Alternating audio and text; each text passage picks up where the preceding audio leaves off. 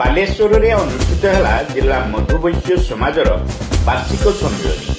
ସମାଜ ତଥା ରାଷ୍ଟ୍ର ନିର୍ମାଣରେ ମଧୁବୈଶ୍ୟ ସଂଗଠନର ଏକତା ଓ କାର୍ଯ୍ୟଦକ୍ଷତା ପ୍ରଶଂସନୀୟ ବୋଲି କହିଲେ ଅତିଥି।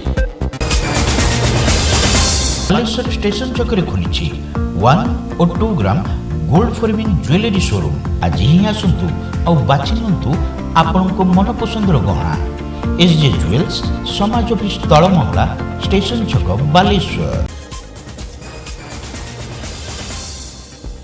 ବାଲେଶ୍ୱର ଜିଲ୍ଲା ମଧୁବୈଶ୍ୟ ସମାଜର ବାର୍ଷିକ ସମ୍ମିଳନୀ ସ୍ଥାନୀୟ ସିଦ୍ଧି କଲ୍ୟାଣ ମଣ୍ଡପ ପରିସରରେ ଅନୁଷ୍ଠିତ ହୋଇଯାଇଛି।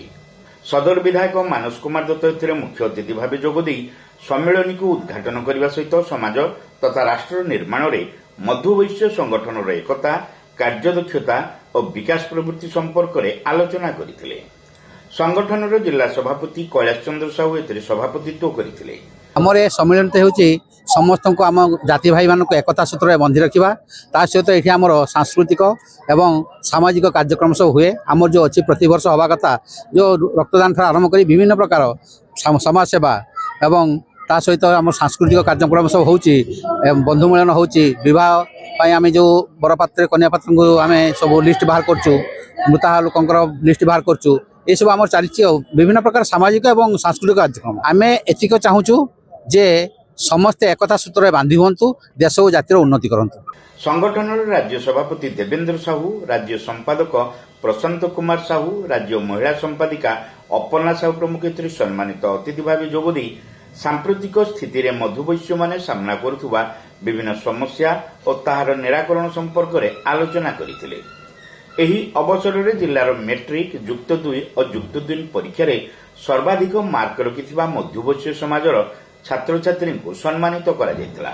ଏହା ବ୍ୟତୀତ ନିଜର କୌଳିକ ବୃତ୍ତିକୁ ଉଜ୍ଜୀବିତ ରଖିବାରେ ଉଲ୍ଲେଖନୀୟ ଭୂମିକା ଥିବା ବରିଷ୍ଠ ମଧୁବୈଶ୍ୟ ବ୍ୟକ୍ତିବିଶେଷଙ୍କୁ ପୂଜ୍ୟପୂଜା ସମ୍ମାନରେ ସମ୍ବର୍ଦ୍ଧିତ କରାଯାଇଥିଲା। ସଂଗଠନର ଜିଲ୍ଲା ସମ୍ପାଦକ ଯୋଗେନ୍ଦ୍ର ସାହୁ ଏଥିରେ ବାର୍ଷିକ ବିବରଣୀ ପାଠ କରିଥିବା ବେଳେ ସାଂଗଠନିକ ସମ୍ପାଦକ ବଂଶୀଧର ସାହୁ ଓ କାର୍ଯ୍ୟକାରୀ ସଭାପତି ସନ୍ତୋଷ କୁମାର ସାହୁ ମଧୁବୈଶ୍ୟ ସମାଜ ଗଠନର ଆଭିମୁଖ୍ୟ ଏବଂ କାର୍ଯ୍ୟଧାରା ସମ୍ପର୍କରେ ସୂଚନା ଦେଇଥିଲେ।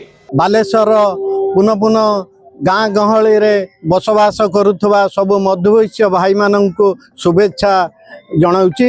ଆମର ଏଇ ଯେଉଁ କାର୍ଯ୍ୟକ୍ରମ ବାଲେଶ୍ୱର ଜିଲ୍ଲା ମଧୁବୈଶ୍ୟ ସମାଜର ଯେଉଁ ଆଜି ଜିଲ୍ଲା ସମ୍ମିଳନୀ, ତାହା ମହାଆଡ଼ମ୍ବରରେ ଆୟୋଜନ ହେବା ପାଇଁ ଯାଉଛି।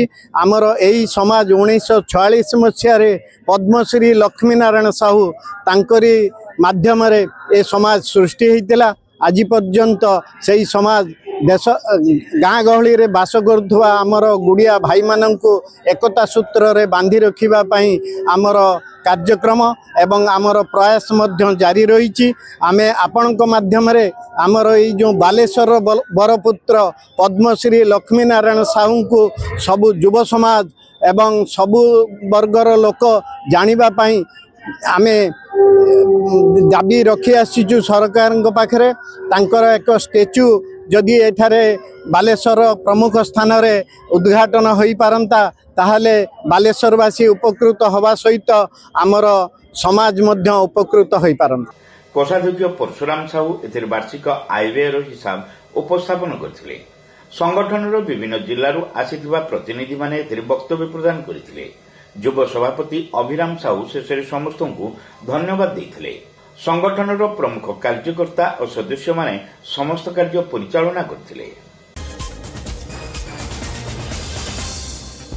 Saint John college of nursing and paramedicals रे एडमिशन चलीछि। बीएससी नर्सिंग जीएनएम कोर्स पई जोगाजोग करंतु। Saint John college of nursing and paramedicals, mission compound, Baleshwar.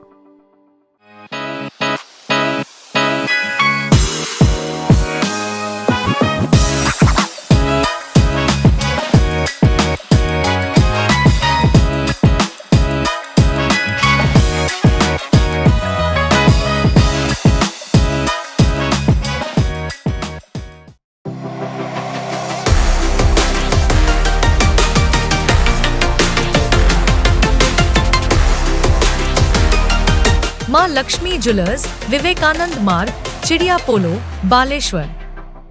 Welcome to Pratiksha Fertility and IVF Clinic, Baleshwar. With state-of-the-art facilities and cutting-edge equipment, we provide the highest standard of fertility care. Pratiksha Fertility and IVF Clinic, Baleshore. Pipe किनिबा पूर्वरु pipe रो पारिबा पणिया उपरे प्रत्येक प्रश्नर उत्तर आमे दबु। पानी रो प्रखर जेते तीव्र हो अबा पानी रो शिखर जेते उच्च हो, एमके प्लास्ट कंपनी रे निर्मित एमकेपी ब्रांड रो सुदृढ़ एवं दीर्घस्थायी पीवीसी एंड एचडीपीई पाइप्स सर्वदा नंबर 1। सर्वनिम्न मूल्य रे सर्वोत्तम पाइप किनिबा पई जोगाजोग करंतु। MK plast private limited, Ramdaspur industrial estate, Godisahi, Cuttack district. Pin 754006। Call करंतु 8637278439 किंबा ईमेल करंतु admin@mkplast.in।